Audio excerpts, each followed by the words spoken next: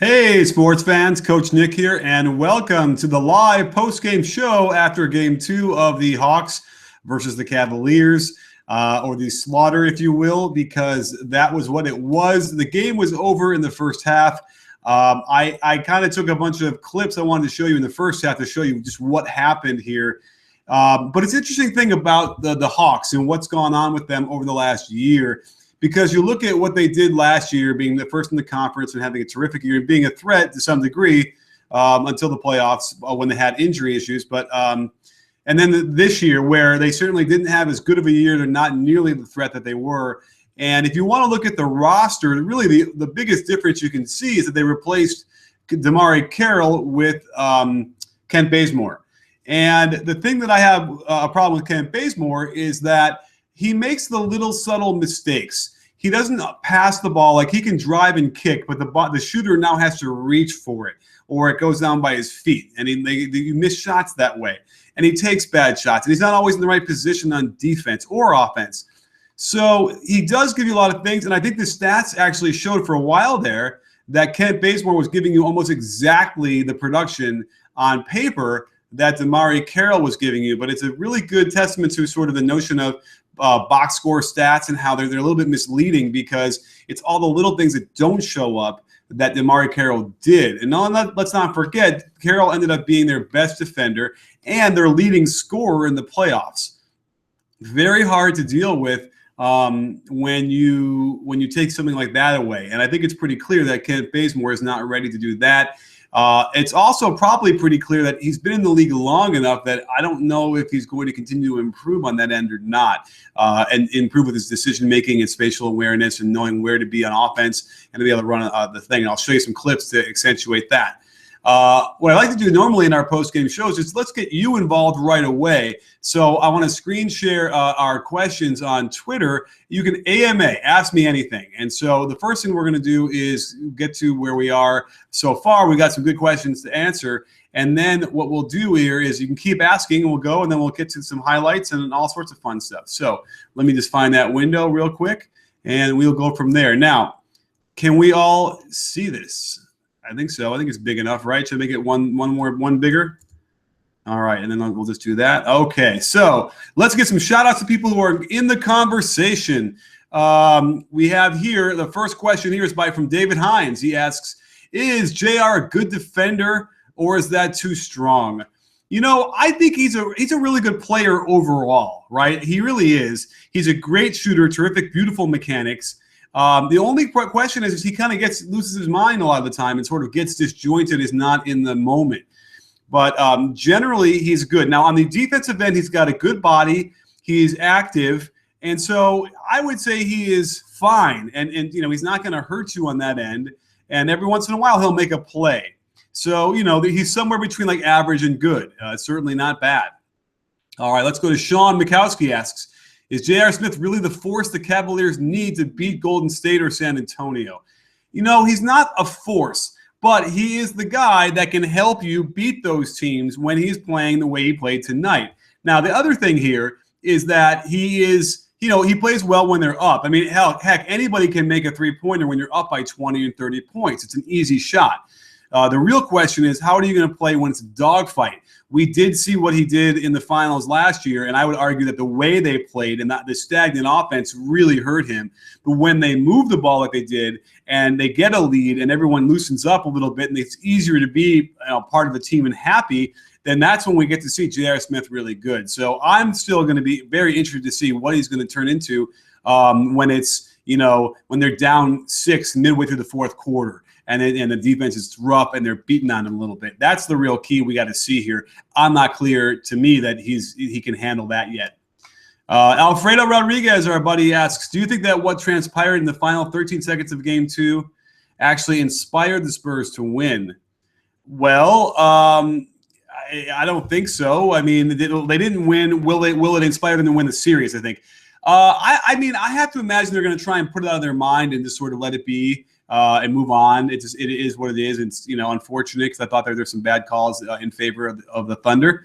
So I don't think they're going to use it too much to their advantage. I think they're going to go out there and just use what they do and how they're focused on playing the way they play as their inspiration. And then Alfredo asks, some of the Spurs title runs were tied to a league-wide crisis. You have the 1999 lockout. Oh, it's a three-parter. All right, let's see if we can get to that one. Malice of the Palace and the Sterling scandal. That's really fascinating. I don't think there's any connection, but certainly that is interesting. We'll have to see. Then Sean is back with us asking, what adjustments do the Hawks make after this crushing defeat? Well, a lot of it has to do with defense, and I can show you some clips in a minute about what they need to do. I mean, they weren't in a stance, they weren't aggressive, they weren't playing hard on defense. They're number 2 team in the league on defense, so I know they have it in them. But for whatever reason, they came out just disjointed as a team. It happens. Just like you can get cold on offense and miss shots, and the team can kind of get down on itself. Same thing can happen on defense, and they just didn't come out with any kind of intensity on that end, and it was troubling to see. So you have to imagine that won't happen again. Let's see here. We now have, is that Steve Smith chiming in there? We'll have to see what that was about. Can these Cavs upset the Warriors? It's a great question, Ace. Well, absolutely. They went 6 games last year playing a style that I thought would lose them almost 8 out of 10 times, lose to the Cavs, to the Warriors. However, when you add to the mix a healthy Love and a healthy Kyrie, that changes a lot of things. There's no reason to believe they wouldn't get to 7 games off of that easy. And on paper, they have the things they need. They could go to Mozgov if they need it and go big. They can go small, and Thompson really helps them and can guard Draymond. So they have a lot of the elements that they need to defend them and to go up against them. So absolutely, they need to be in that conversation. And let's not forget, it's hard to repeat. And so a lot of times you're going to put the odds against them from doing it just because of fatigue. And, it's just a hard thing to do. So for sure the Cavs can upset the Warriors. Let's see here. We have a couple more questions before. And then don't forget, I'm going to be here for a while. You can keep asking your questions as long as you like. And if I don't get to them here live and give you a nice shout out, then I can get to them on Twitter later. Nate Lawrence, Big Nate, asks, if you were coaching the Hawks, would you allow the Cavaliers to continue shooting threes to set a record? Well, of course not. But there are ways to handle that they didn't do. And one of the things is no middle penetration. Once you allow the penetration to the middle of the floor, it forces rotations, it gets you out of sorts, and it opens up wide open shots for the perimeter. If they can limit that better, then they're going to be in good shape. Or at least they'll be in better shape. They won't give up a record number of threes. Let's move on to Sheep Tweets. Chuck just said that the Atlanta Hawks should take in some players down during the last quarter. Do you agree? Laugh out loud. Okay. It's a little bit of an old school take on how you want to guard. I like being physical. I think that really helps to get shooters out of their rhythm. So yeah, I don't want to see anybody taken down and potentially injured, but certainly they go through the lane. You put some wood on them. They try and set you a pick on you. You got to let them know that you're there. Those are all the things you need to do, both on offense. When you're on offense, to set screens to get some wood on people too, that disrupt the other team's rhythm and makes them miss shots. So that certainly is a big one. And but again, I don't know exactly how Chuck phrased it, but bottom line is you can't hurt anybody. You can't go out there to play to hurt anybody, and you simply need to be more physical. That's certainly one thing. But even without being physical, they could mitigate some of those threes and those open shots. So let's go to some video footage, shall we? I'm just going to send out a quick tweet, let everybody know we're still in here. We are live right now. Join us. Let's see here. Okay, and don't forget, if you want to ask a question, use the hashtag BBallShow, because that's what this is. And again, thanks for joining us, everybody. Again, if you want the entertainment value, you can always go to TNT and watch what they're doing over there. And hey, feel free to throw us whatever you're hearing over there and bring it to this show. We can respond to it as well. I got a quick, there's a commercial right now, but I can keep my eye on it. Anyway, the point being that we give you real analysis. We give you lots of breakdowns, just like our normal stuff, but it's live. So let's go to a screen share of our clips that we have here, and I'll show you some of the things that I came up with. So I believe, here we go. Here's our first thing. Let me get my list up here so I know what we're talking about. Okay, and let's get the volume down. All right, so here we go. We start out with 5 minutes left in the first quarter. It's a tight game. Atlanta started out really well. Let's not forget what happened here with Atlanta. They had a nice lead, and they looked like they were, doing nicely. But here we're gonna, now I know this is gonna be stuttered, but trust me, pretty soon we're gonna have this as a live event. We're gonna be able to stream this smooth and crystal clear HD. So bear with me for another couple of live shows, and we'll get some nice HD going for you. So here's what we'll do, but it's got that sense of slow-mo. So here we have, I want you to watch Bazemore, how he's out of position here. Now, oh, what happened there? Oh, don't tell me this got screwed up again. Let me see here. Does this work? All right. Well, that one, we must have missed the first part of it. But here's the second clip. Excuse me, live TV here, everybody. So this one, I wanted to show like some of the Bazemore issues. So he's spotting up, and they're running a bit of a triangle offense here, by the way, just so you can see, they kind of do a lot of pinch post action. Not the traditional way of starting it, but you can see how they form the triangle here, low post, corner, wing. And this is sort of the pinch post action with a bit of, a screen and roll. So then they're going to swing it to Bazemore. Eventually, there's the pick and roll. And now watch what Bazemore does here. He's going to drive, and he's just going to fire a pass way too hard to Millsap. Nobody can handle a pass like that. Now, he gets credited for the turnover. I'm pretty sure it's not Millsap's turnover.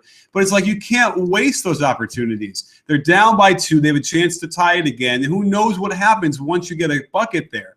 Very frustrating. Now we cut to later on in the quarter where I talked about middle penetration, right? So they come down, and we see let's see, I'm going to go a little slower so you can kind of see it a little bit less other. It's okay. This is a good move by Shumpert, but you have to watch Korver here. Korver's feet, he's even with him. If you can see how his feet are basically perpendicular to where Shumpert is. Is that the right word, perpendicular? They're parallel to his feet. He should have his left foot a little bit higher and sort of really forcing him down to the baseline. Instead, so what this allows is what? Shumpert does a really hard, open, crossover move. A really interesting move here. I don't normally see that where you throw it to the left hand in front and then back, but it gets Korver so low and open.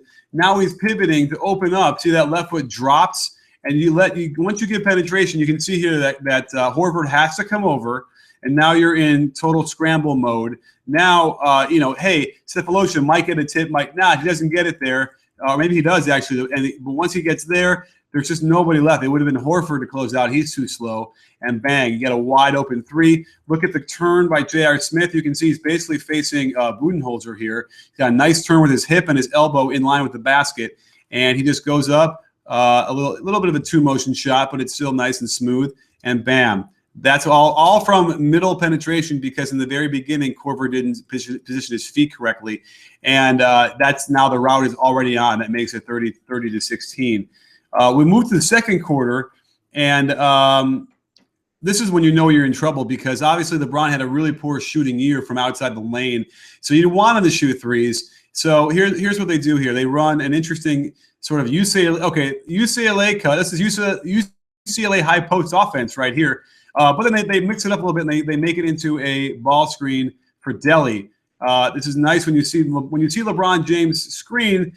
Generally, the Hawks will be happy, because if he pops, that's okay. They want him to shoot the shots. This is when you know you're in trouble. Now, the context here is that the Cleveland Cavaliers are already been allowed to get up 15 points.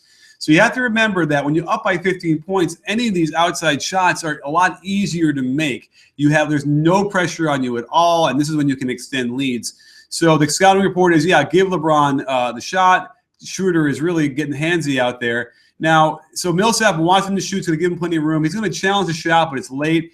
And when you see LeBron doing this, and he made up multiple threes, you're really going to be in trouble. There's not much you're going to do except hopefully maybe outscore them, but they were just not scoring well either in the whole first half, and LeBron knocks it down. There's not much you can do. So let's move on to I wanted to give a little love for the Hawks and their offense, because I always can appreciate a good backdoor. So watch Kyle Korver here in the corner. He's going to read this well. So Shumpert is on, and he's not a shooter, so he's going to be glued to his hip. This is good. But watch, he sees the pin down coming from Bazemore, and he wants to shoot that gap. The problem is he's too close to the ball. He really should just stay behind Korver and just force him around that screen so he can run and chase. Korver is not a threat to put the ball on the ground very much. But instead, he comes up too high to get a little too cute. Now, let's look at the alignment here, because in theory, you would say, okay, why isn't there any help? One of the issues and why this is good spacing is that rarely is the ball ever like right on the midline like this. So it's a little bit unclear who the weak side is. Now, you know the action's happening here and there's no action happening here. So it does feel pretty natural that this is the help over here, Fry. And he probably should already be starting to run once he sees this happening. But he's too late. I don't think Fry's even going to get there. Let's see here. Fry gets, he gets a step there, but it's too late, and they get the layup. So interesting, nice move, good read by Korver. Great way to just plant that left foot, push off a couple steps, and then he catches it and shoots it right away before Fry could contest. Nice backdoor. I always got to appreciate that. And then later on, not that long later, we see, another reason why Bazemore is troublesome is that we see, they're in man-to-man, and Bazemore is guarding Delhi. What they want here, it looks like, is they want Millsap on LeBron. And I like this matchup. I've seen Millsap do okay against LeBron, and they kind of save it, and they save it for so long that it's too late. Bazemore can't really handle him, and Cephalosha can't handle him. They're just too weak to handle LeBron. So, so here you go. So watch Bazemore is guarding Delhi, who's behind, you can't see him behind Fry, and then Muscala is guarding Fry. So here's the deal. They set a screen for Shumpert over here, which is nice because it gets Shumpert's man out of position to hedge. So he's behind by a step. So now it's LeBron coming like a truck. Muscala is here. Bazemore is here. Now here's the real secret sauce. This is nice. They switch. They communicate. Watch Millsap here. Millsap gets underneath Shumpert. There is absolutely, possibly no need for either of these two to get any closer than they are. In fact, they still should be a step more over because they could see that Millsap is in position. However, Millsap, and by the way, look at this. This is great defense. Millsap covers the roll man and then gets out to contest very nicely. But then, because of this contest, why are these two guys even getting in the lane? It doesn't make any sense, especially off a man in the corner, and that's Bazemore. He's way too far behind. Even though Bazemore is quick, he can't get there on the Delhi hop, right? Is that a hop? I just want to see if we can see that. It's always nice to – it's hard to tell, but it looks like a hop to me. And boom, Delhi gets it off. It's a really easy, good look at a three in rhythm. Bam. And, these are why they're getting their shots. They're not helping correctly. And that's all on Bazemore. Doesn't see what he needs to see. Let's go on to a little bit later in the third quarter. Now, here's another one. I'm really big on no middle defense, which means force the man down the baseline. If you allow middle like we just saw, the whole thing goes to pot. So watch this on this ISO. Terrific defense. He's low. It's almost too low. He's in position. But look at his feet. They're, again, parallel. I got to figure out a better word for this. He needs his left foot to be higher and rotate more so he's facing more of the sideline and get his left hand straight out in front of him and force LeBron to the baseline, and then the help can come from there. Instead, watch what he does. His feet open up before he even moves. He's inviting the middle penetration. It makes no sense. And what does LeBron do? Boom. Gets a nice, easy runner because the help can't get there in time. It's almost a straight line drive right to the basket, and there's not much anybody can do. Good contest, but it's too late. He's shooting inside the restricted area. Let's see what we have next. Now we have another problem with Bazemore's defense. Although, here was the thing. For a second there, I thought it was Bazemore, but then I think this might be a zone. I wanted to watch this again. I didn't have time until now, but this might be a zone. We have Bazemore and Teague as the guard spots, let's just say. Now, in theory, you would have – this is weird because Cephalosha would be the center. But what clued me into this maybe is this being – so, what this might be a zone is watch what Bazemore does. He's supposedly, right now they're kind of matched up. Cephalosha on LBJ and Bazemore on Irving, and that seems to make sense. But watch what Bazemore does when Kyrie Irving cuts through. He just stays there. Here's the only problem. And by the way, when Kyrie cuts through, Horford steps over, but that could also be regular help. However, here's the thing. It just seems like when you go through this that – everyone else is still playing man. I can't tell. I really can't tell because here's what's confusing to me. If you watch Mike Scott, this is probably what it was. Mike Scott looks like he's playing man. Watch him. Let's just go watch him for a second. And by the way, this is a great way to watch footage. All this like isolate on one guy. Just watch him off the ball, see what he does, how he plays. Watch Mike Scott over here as he follows. He's going to follow. Now that's okay in a zone even to guard the wing, but then watch what he does. He's going to stick with Kevin Love across the lane, okay?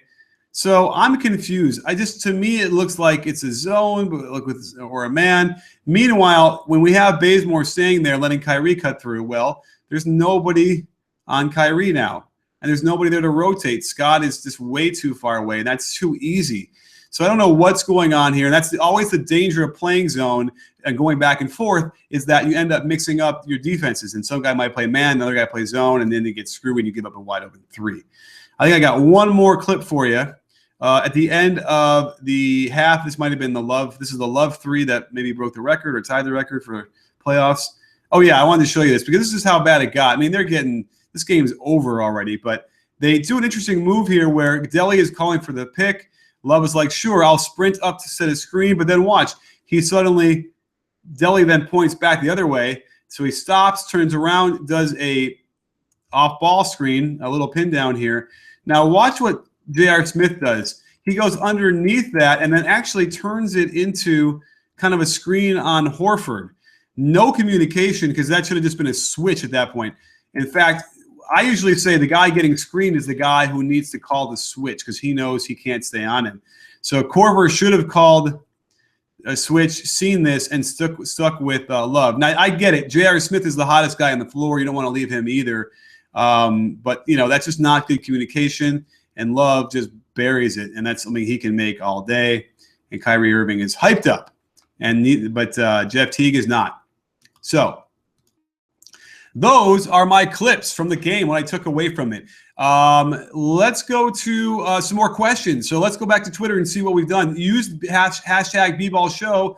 Ask me anything you want about any part of the playoffs or any part of the NBA, and I will give you an answer and a shout out. So it looks like we have a couple more questions here, and then we'll go to some stats, shall we?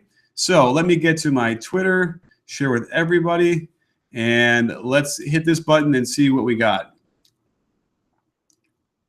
Where we leave off. Here we go. Tranvir asks, do you think that the Raptors or the Miami Heat have a chance against the Cavaliers? I actually kind of picked the Miami Heat low-key to beat the Cavs. Not the way they're playing tonight, though, man. The Cavs are going to get to the finals playing the way they did tonight. But I like the Heat. I think they have a lot of good, interesting pieces that could hurt them. So I would say, yes, the Heat can get out of that and beat the Cavs maybe. The Raptors, I just don't feel it at all. I'm not sure they're going to win this round anyway. You think LeBron guarding – Ethan Brandt asks, you think LeBron guarding Draymond could be an answer to the small ball lineup of death?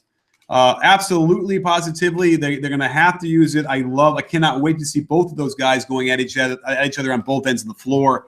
So please, Tyronn Lue, give us LeBron on Draymond. I can only hope. Let's see here.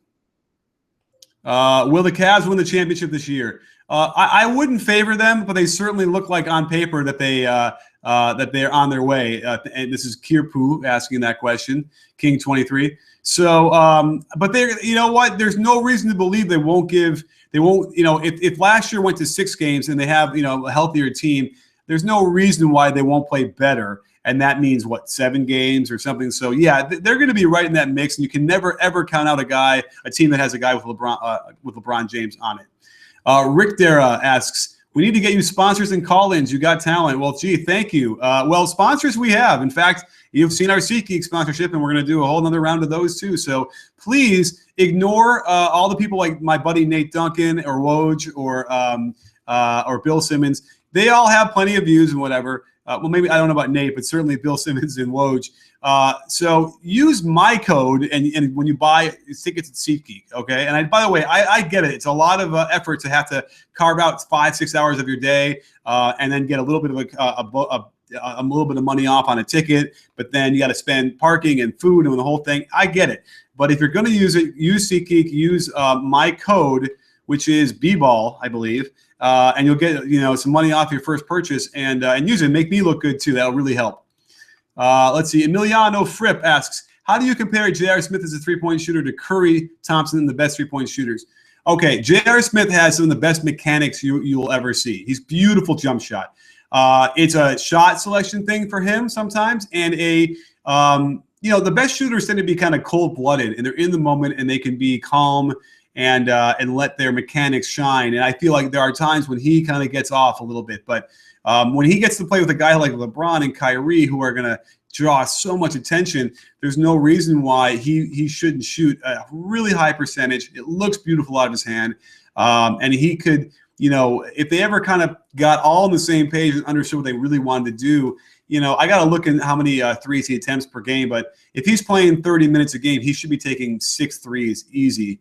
And, if only we had like some sort of way of looking these things up with some sort of technology, we would find out. Let's try that right now. I got to do it J.R. Smith on BBallRef. So let me just see what we got here. He averaged per game 3-point attempts. Oh, okay, good. He played 31 minutes and boom, 6.63. So he's doing great. He shot 40%. So he is amongst the elite 3-point shooters. It's always great to see. Now, let's move over to my other window because I wanted to go through quarter by quarter, which I like to do here. And they should be ready with the Atlanta Hawks box score, the special one, when you go to stats.nba.com. Oh, it didn't take me there, did it? Let's try it again. Sometimes it's not ready. Let's try it one more time. We got to wait. I don't know why you have to wait this long. The game's been over for a while. But let's try it. Okay, they changed this. Oh, am I too small? Why can't I see? Oh, there we go. Scores. Live TV. It's riveting, isn't it? I want to share my screen and show you the box score. Perfect. It's ready to go. So, and this is cool. If you haven't seen this before on the NBA stats, check this out. So what we have here is a box score. But if you go here into the gear, let me share with everybody. Sorry. If you go here to the gear, you can now choose which period you want to see.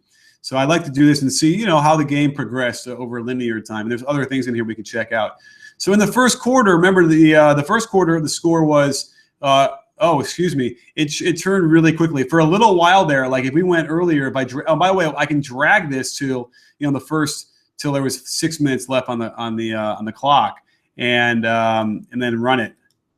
And you can see here that at that point the score was, let's see here, 16-13. Oh my goodness, they were still the Cavaliers got it turned around pretty fast. I was going to say at some point, do you see there's a hefty lead by the Hawks very early on, but very quickly the Cavaliers changed their fate. And here's what we can see here. 7 points by Millsap, 2 for 4, efficient, getting to the line a little bit, getting some rebounds. Other than that, we had 4 points from Jeff Teague. Did he have any? And 1 assist. So, they had 2 assists on how many field goals here? 5. That's decent. And they ended up being down by 3. Meanwhile, who was killing them on this end? It was a nice balanced attack. You got Kyrie Irving with 5, J.R. Smith with 5, Kevin Love with 3, and LeBron James was just 1 for 2. He was kind of taking a back seat to those guys. Nice to see. Then if we move to the second quarter, we can see here what happened. This is going to be another one. If you look up here, devastating, 39-18 of a quarter. And the thing I want to point out here is that they scored 20 and 18 points. And it wasn't like that they were, getting defended that hard. I just feel like there was a real problem with they just not taking good shots. So who did well in the second quarter? You're not going to see much on this end for the Hawks. But Millsap, again, had 7 points, and he was at the free throw line. He was doing some damage, drawing fouls, which is good, and got 4 boards. Other than that, you got, 5 points from Kent Bazemore, although it was 1 for 4 shooting, so he got to the line a little bit. But that was it. He got donuts all across the board. Anything else jumping out at me here? Jeff Teague, 2 more assists, but 2 turnovers and only 4 points, and that was it. Meanwhile, LeBron came alive with 9 points on 3 of 5 shooting. Terrific second quarter for him. And then J.R. Smith again kept it going with 2 more threes. And then Channing Frye comes in, hits a 3, hits 2 other shots, and 1 at the basket. It was an onslaught. They're deep. They can do really. They have a lot of ways to beat you. Very difficult. Now in the third quarter, the Hawks started playing a little bit better. You can see they got 32 points, but they gave up 32 points. Really problematic. And that leads to, who got a lot of the points. We had another 8 points from Al Horford. He came alive, got 2 threes. And then we had 7 points from Cephalosha, who had a 3. But it was just too little too late. And when you look on this side, 11 more points from Kyrie Irving with a couple of assists to boot. And then you had LeBron James coming again. Just when in doubt, just go to LeBron. He can bully them in there, get those baskets, get some free throws. He didn't shoot from the line really well, but he got 7 free throws, which is a ton in 1 quarter. And then the fourth quarter was pretty much academic from there. And even still, Atlanta actually outscored them. They made it like, somewhat respectable, I suppose, 25 points. But man, it was an evisceration to the nth degree. I don't think that the Hawks really come back from this. They're probably going to maybe win a game if they're lucky, but it doesn't look good. In fact, here's the thing about the Hawks. It feels like they're going to probably need to break this team up by however they got however Damari Carroll left. They couldn't keep him. That I believe was the beginning of the end. They might have been able to add a guy like Hardaway to this mix who could have given them better production with like maybe Damari Carroll in the mix and like a different team. But they're still they're just not there, and I don't see how this team ever gets there. And so we're hearing all kind of rumbles about Al Horford and all that stuff. So I wouldn't be surprised. I don't know what the free agent situation is. Maybe if you want to hit me up on Twitter, let me know. So we can see what that is, because if Horford's a free agent, I wouldn't be surprised if maybe he kind of starts to look elsewhere. And it would make a perfect fit if he goes to replaces Tim Duncan with the Spurs. I mean, it would be silly. The Spurs would win. We'll have to see what happens this year with them, but certainly they would be another terrific team. Let's go back to our questions. Let's see if we have any more with our Twitter show. We see a few more here. So come on, hop on there. I know it doesn't seem like people want to watch this game too much, but let's let's ask some NBA questions. What do you say? Let's go here to Burns, or is it Burns? Do the Thunder have a chance, or was that a fluke? I don't think they have a chance. They didn't look like a very well-coached team to me, and I feel like they got a lot of benefit of the calls there. So I don't think they're going to beat the Spurs anyway in the best possible scenario. But, if it goes 6, I wouldn't be surprised. Sheep Tweets is back with us for who is more of a threat if the Cavs play against the Heat? Whiteside, Wade, or Dragic? Who is more of a threat? Okay, I think that Dragic would be the X factor. I really do, because I feel like they're really hard to beat when Dragic is going for 26 points. Did you all see my breakdown I posted before the game this afternoon? A lot of Dragic in there to show how we did it. But I think that's the key. I think if Dragic really gets going, then the Heat are very formidable. Sean is also back with us asking, if there's another Cavs versus Warriors finals rematch, is Iggy the one to guard LeBron again? Oh, my goodness, absolutely, positively.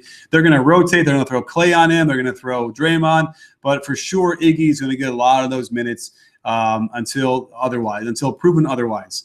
So without a question. Let's see here. Well, I think, let's see. We did a lot of questions. We did a lot of video work. We went through the stats a little bit. I think we covered everything we need to cover.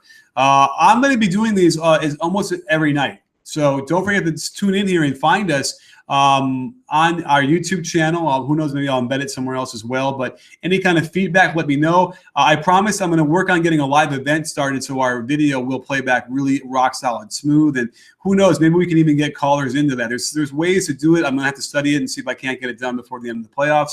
But either way, you'll have this. We're going to have multiple breakdowns a game. I'm going to work on the Golden State Warriors breakdown soon. Hopefully get it out tonight if I'm not falling asleep at the wheel. And then we're going to go with Ronnie Nunn's going to come on and do a lot more court calls as well. So, and then there's all the Twitter games during the games. I'm on there live doing vines of a lot of plays, and everyone seems to really dig those. And we're going to continue to do those highlights, lowlights, little nuggets of information that you can learn on your game from the pros. So again, terrific stuff. We had a ton of people in here watching. Can't wait to do this more. So thank you again for everybody making our channel as popular as it's been. We've just been destroying it the last month, and I know that we're going to destroy it even more as we go from May into June. Well, thanks for joining us, sports fans, and don't forget all the stuff's coming up. Come back to YouTube daily. Come to our website as well. Terrific analysis and written words there every day. Multiple stuff every day. Jesse Blanchard does an amazing job as editor-in-chief. And all of our contributors are just absolutely fantastic, high-quality stuff, the kind of things you're not going to see anywhere else on the internet, I promise you. So thanks for joining us. And don't forget, sports fans, at BBallBreakdown, we're not a channel, we're a conversation. You in?